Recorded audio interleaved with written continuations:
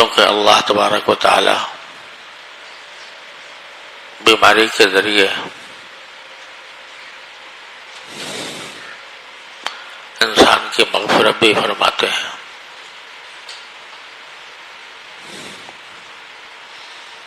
اور اس کے درجات بھی بلند فرماتے ہیں۔ تو اس لیے آج سے وہ ایک نعمت ہے۔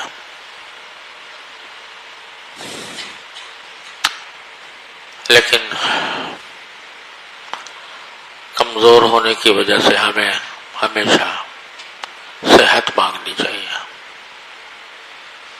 اللہ تبارک و تعالیٰ کی سے یہ دعا کرنی چاہیے کہ یا اللہ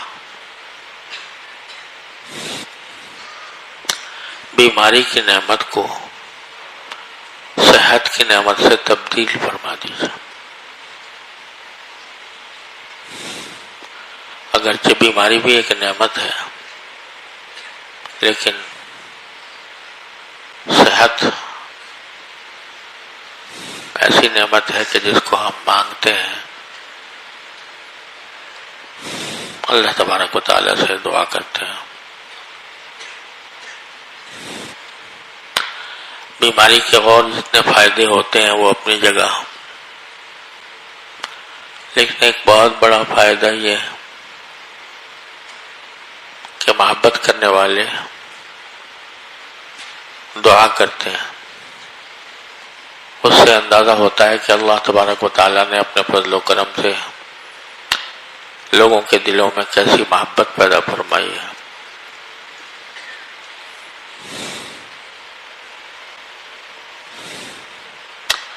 میرے پاس ہر آن ہر لمحے آپ حضرات کے بارے میں تو مجھے یقین تھا ہی کہ آپ میرے ساتھی ہیں، تو یقیناً دعا کرتے ہوں گے، پتہ بھی چلتا رہتا تھا۔ اللہ تعالیٰ آپ سب کو جزائے خیر عطا فرمائے۔ لیکن میرے پاس پیغامات کی اتنی کثرت، اتنا سیلاب ہے، شاید ہی کوئی 10 منٹ خالی جاتے ہوں جن میں کسی نہ کسی کا پیغام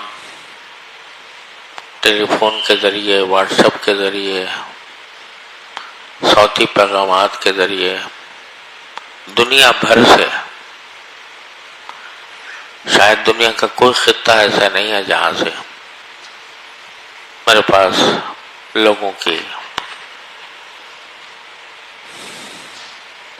محبت کا پیغام نہ آتا ہو۔ ساری دنیا سے، مسلمان دنیا سے بھی، غیر مسلم دنیا سے بھی، اتنے پیغامات، اتنے محبت کی دعائیں، تو یہ کتنی بڑی نعمت ہے کہ مسلمان دنیا کے ہر گوشے میں دعا کرتے ہیں۔ اور ایک مرتبہ میرے پاس ایک ایسا پیغام آیا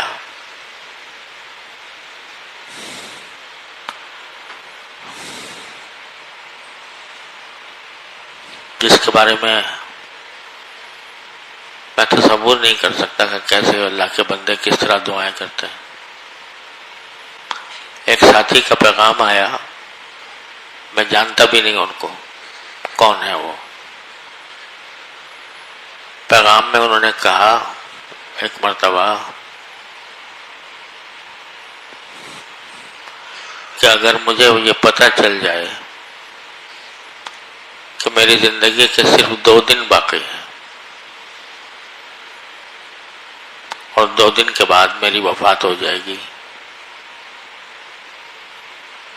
اگر مجھے یہ پتہ چل جائے کہ میری زندگی کے صرف 2 دن باقی ہیں تو ان میں سے 1 دن آپ کی صحت کے لیے دعا کروں گا، سارا دن آپ کی صحت کے لیے دعا کروں گا، اور دوسرا دن اس بات کے لیے دعا کروں گا کہ میرے مرنے کے بعد بھی آپ کے لیے دعا کرنے والے باقی رہیں۔ اب اس سے زیادہ انسان کی اس محبت کے اظہار کا اور کیا طریقہ ہو سکتا ہے؟ تو اللہ تبارک و تعالیٰ نے لوگوں کے دلوں میں یہ محبت ڈالی، دعائیں کی لوگوں نے، الحمدللہ انہیں دعاؤں کا ثمرہ ہے کہ الحمدللہ ہم میں آج دوسرا دن ہے کہ مجھے بخار نہیں ہوا، معمولی سا ہوا، زیادہ نہیں ہوا، ورنہ 2 ہفتے سے زیادہ مجھے اسی طرح بخار میں گزرے، کمزوری حد سے زیادہ ہو گئی، لیکن الحمدللہ ثم الحمدللہ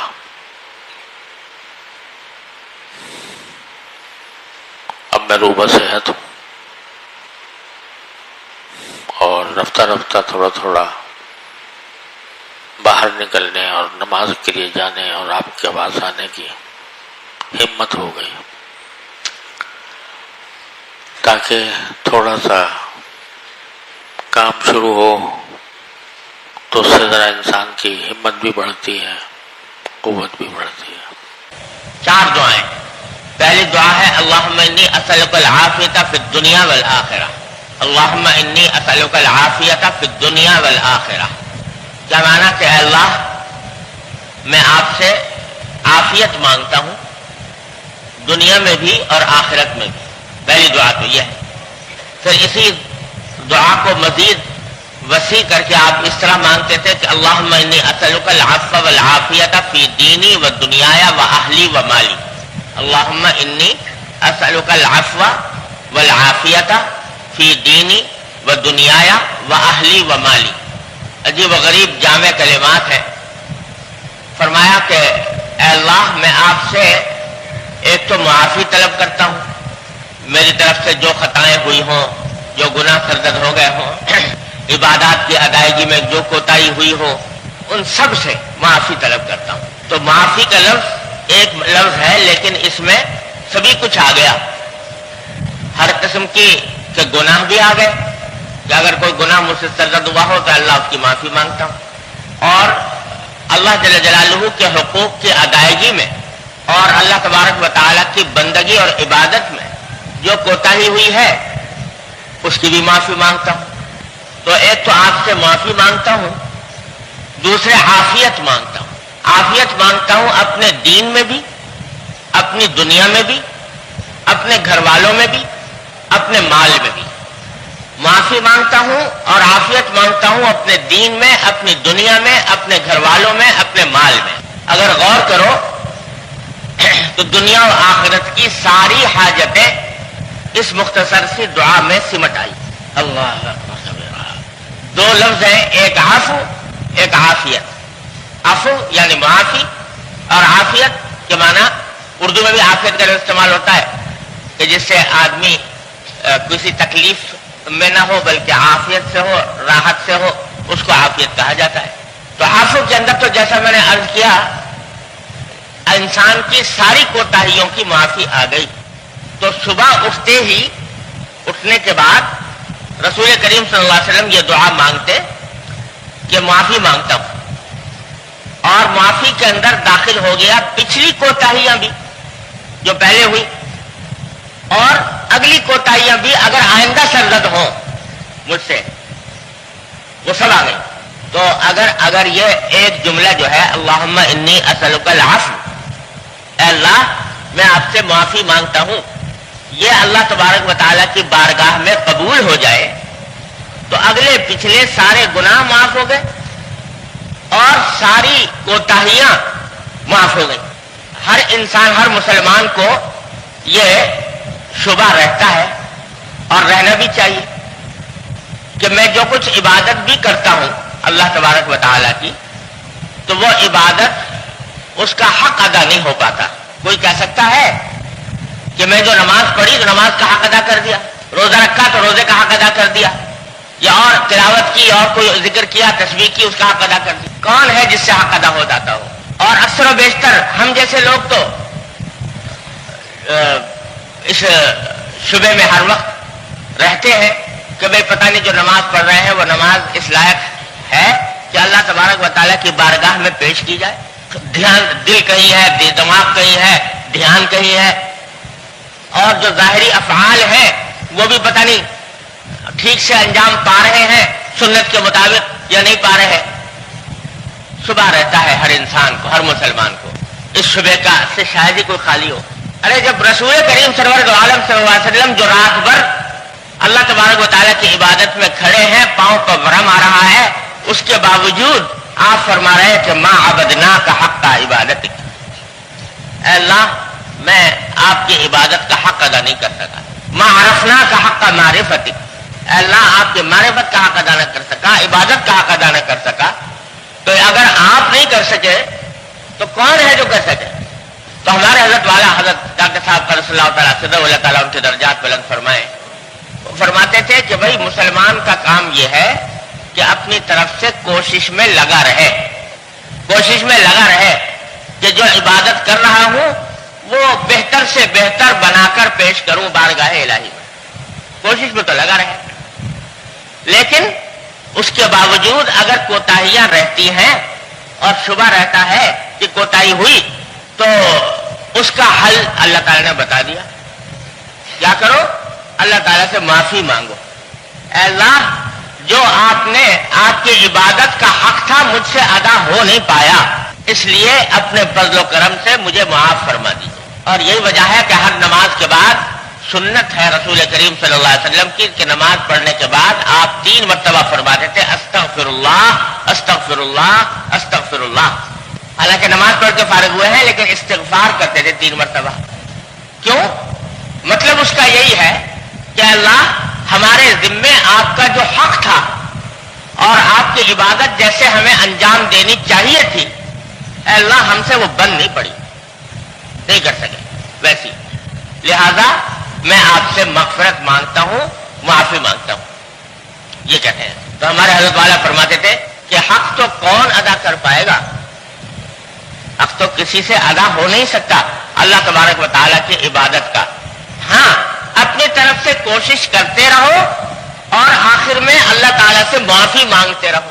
اللہ تعالیٰ سے آخر میں معافی مانگتے رہو کہ اللہ کوشش تو کی تھی لیکن جیسا آپ کا حق تھا وہ ادا ہو نہیں سکا، لہذا معاف فرما دیں.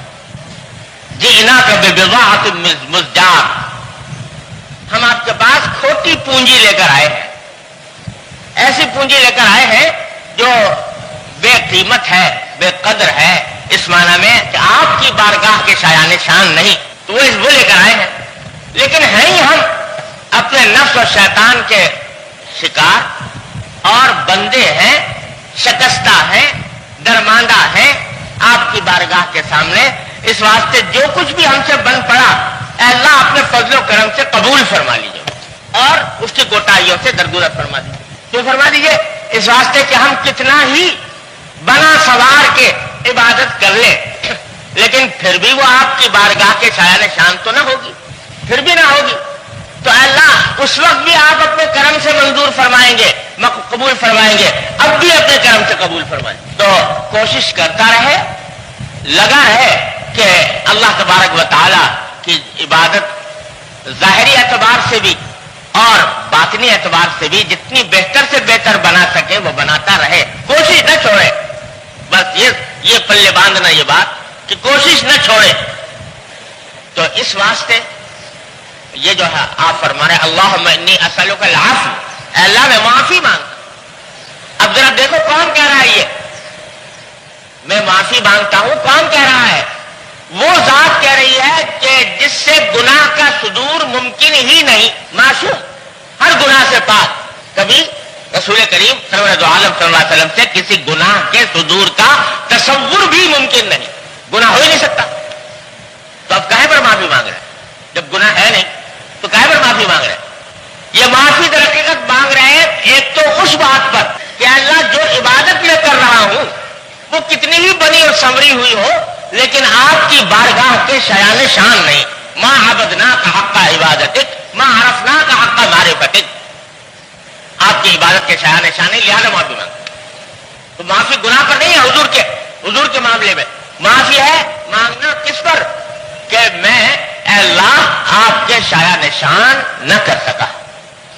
تو سکھا دیا حضور نے کہ اے بندو، جب میں اپنی عبادتوں کے اوپر معافی مانگ رہا ہوں تو تم اپنے گناہوں پر بھی مانگو، اپنی خطاؤں پر بھی مانگو اور اپنی عبادتوں کی کوتاہیوں پر بھی مانگو. تو یہ عفو کی جو دعا فرمائی رسول کریم صلی اللہ علیہ وسلم نے صبح اٹھتے ہی اور شام کو بھی، اے اللہ معافی مانگتا ہوں، پیچھے جو کچھ کیا اس پر معافی، آئندہ جو کچھ کروں اس پر معافی. شام کو پھر اے اللہ جو دن بھر میں جو کچھ کیا اس پر بھی معافی، آئندہ جو کچھ کروں اس پر بھی معافی. اس لیے میں کہہ رہا تھا کہ اگر اللہ تبارک و تعالیٰ اس ایک جملے ہی کو قبول فرما لے ہمارے حق میں، ایک جملے کو قبول فرما، معافی دے دے اللہ تبارک و تعالیٰ، تو بتاؤ آخرت کے دن میں جہاں میدان حشر لگا ہوا ہے اور نامہ اعمال پیش ہو رہے ہیں اور جہنم اور جنت کے فیصلے ہو رہے ہیں، وہاں اللہ تعالیٰ اعلان کر دے کہ اے بندے تجھے معاف کیا، اس سے بڑی کیا نعمت ہوگی. اور سارا کچھ زندگی کا حاصل یہ ہو گیا کہ اللہ تعالیٰ نے معاف کر دیا. معاف کر دیا کا مطلب یہ کہ تجھے جہنم سے چھٹکارا دے دیا اور اے بندے تجھے جنت میں داخل کر دیا. تو یہ تنہا یہ لفظ اللہم انی اسألک العفو، اے اللہ معافی مانگ، یہ کہاں سے کہاں لے گیا بندے کو، کہاں ڈوبا ہوا تھا اور کہاں لے گیا اللہ تبارک و تعالیٰ کے فضل و کرم سے. ایک تو یہ سکھا دیا رسول کریم صلی اللہ علیہ وسلم کہ صبح بھی مانگو شام بھی مانگو اللہم انی اسألک العفو. چلو بھائی معافی ہو گئی. اب دوسری چیز جو مانگی وہ عافیت.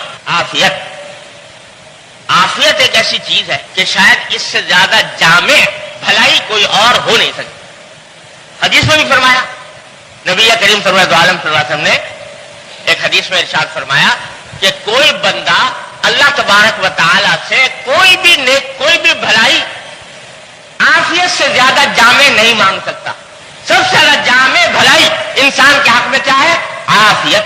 اب عافیت اردو میں بھی استعمال ہوتا ہے، اس لیے اس کی کیا تشریح کروں، لیکن اگر غور کرو تو عافیت کے کیا معنی ہے کہ آدمی کو کوئی تکلیف نہ ہو، جی کوئی تکلیف نہ ہو، راحت ہو، پریشانی نہ ہو، سکون ہو، بیماری نہ ہو، صحت ہو، ناکامی نہ ہو، کامیابی ہو.